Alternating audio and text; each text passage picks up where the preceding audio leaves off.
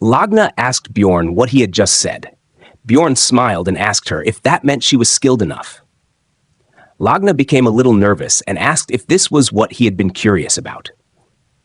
But then Bjorn ended the conversation, saying he couldn't change her mind. It seemed like Bjorn was trying to plant a seed in her mind for later. Then Bjorn asked her about the thing Shavin mentioned she had prepared for him. Lagna looked confused and asked, "Prepared something? Is that how she said it?" Bjorn was confused about what she was talking about. Lagna explained that Shavin was the one who wanted to treat him because her status at work had increased due to recent events. But Shavin told Lagna to treat him instead because Lagna owed her for something. So this wasn't from her, but from Shavin. Then she asked Bjorn if he understood now. Bjorn just said yes, thinking there was no need for such a long explanation since all he cared about was receiving things. So he asked her what she was giving him. Lagna replied, "Books," then cast a spell on him. This one was a little different from her usual spells. It helped locate books with high security protection that wouldn't react to regular book detection magic. These books were only accessible to nobles or a select few. Bjorn asked if it was okay for her to do this. Lagna nodded and said it was fine as long as he didn't go around talking about it. She also mentioned she had only used this spell a few times, and no one really cared about this place anyway. I think there might be a limit to how many times or on how many non-nobles she can use it. Bjorn wondered what her story was, but didn't ask and just started reading the books. The high-security books were very different from regular ones. Many of their contents were so helpful that he wanted to read every single book available to him. He almost wasn't able to read them, as he had arrived near closing time, but thankfully, Lagna agreed to stay late, saying she would arrange the books in the meantime. Thanks to her, he managed to read quite a few useful books. One of them was titled Rafdonia Organization Chart. This book contained a list of the city's public facilities with detailed descriptions.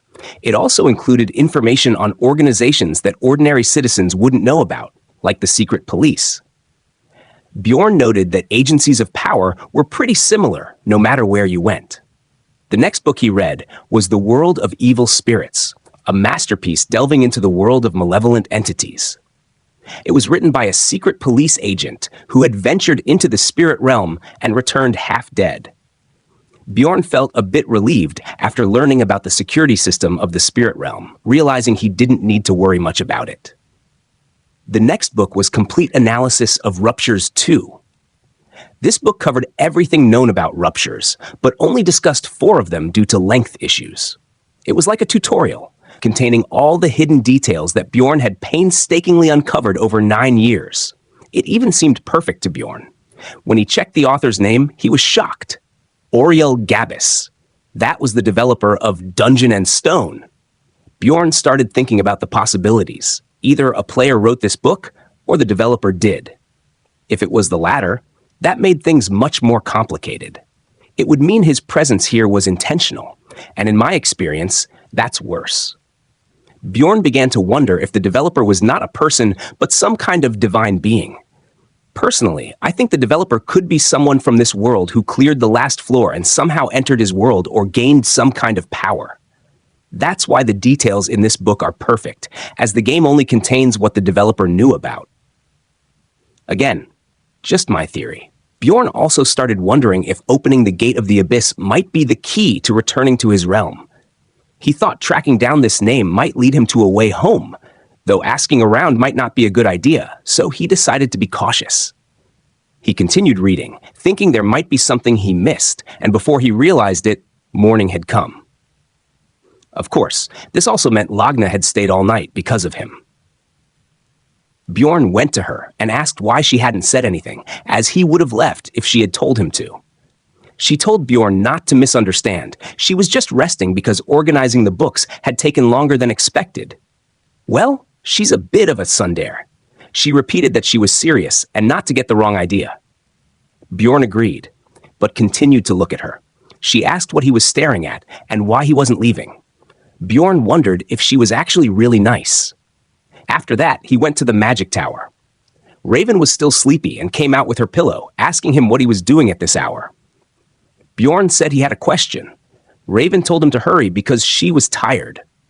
Bjorn said they needed a mage and asked if she wanted to. Before he could finish, Raven closed the door in his face.